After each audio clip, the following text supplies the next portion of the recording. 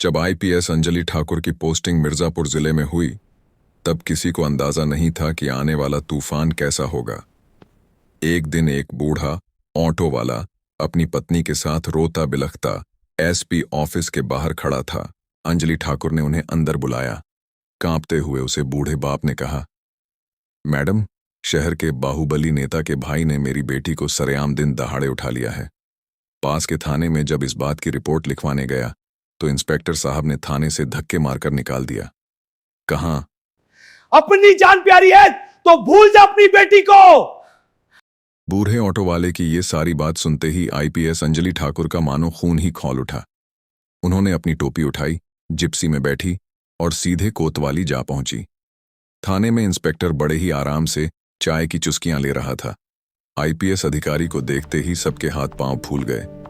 अंजलि ने उस इंस्पेक्टर की आंखों में आंखें डालकर पूछा, इस पिता की एफआईआर अब तक क्यों नहीं लिखी गई? इंस्पेक्टर ने दबी आवाज में कहा, मैडम, आप अभी नई हैं। वह यहाँ के बाहुबली नेता का भाई है। अगर उस पर हाथ डाला तो पूरे शहर में दंगे हो जाएंगे और हम सबकी वर्दी भी उतर सकती है।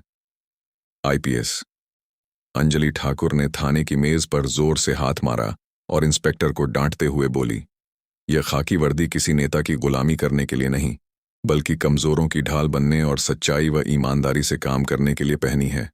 अगर डर लगता है तो अभी इस्तीफा दे दो और घर बैठो पूरा। थाना सन्न रह गया।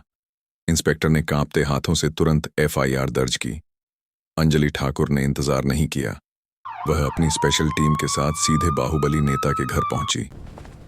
वहां आलीशान कोठी में नेता का भाई अपने दोस्तों के साथ जश्न मना रहा था। तभी दरवाजा जोर से खुला और अंजलि तूफान की तरह अंदर पहुंची। उसने बिना एक पल गंवाए उसकी कॉलर पकड़ी, सबके सामने उसे कुर्सी से खींचकर उठाया और घसीटते हुए बाहर ले आई। दबंगों की भीड़ सन्न खड़ी रह गई और अगले ही पल वह उसे पुलिस जीप में डाल चुकी थी। अगली सुबह अखबारों की सुर्खियां गरज रहीं, मिर्जापुर की शेरनी का बड़ा एक्शन। दबंग बाहुबली के भाई को सबके सामने पकड़कर ले गई पुलिस। उस दिन के बाद पूरे जिले में कानून का डर लौट आया और फिर किसी ने भी ताकत और रसूख के नशे में कानून को खिलौना समझने की हिम्मत नहीं की।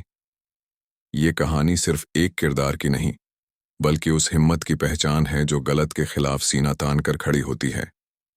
अगर आपको भी लगता है कि भारत के हर कोने में ऐसी ही निडर और ईमानदार पुलिस होनी चाहिए, तो ये आग आपके दिल में जलनी चाहिए। ये जोश, ये गुस्सा, ये जज्बा ही देश को बदलता है। चुप मत बैठो, अपनी आवाज बुलंद करो। कमेंट में जय हिंद लिखो और दिखा दो कि इस देश की ताकत अब भी जिंदा है।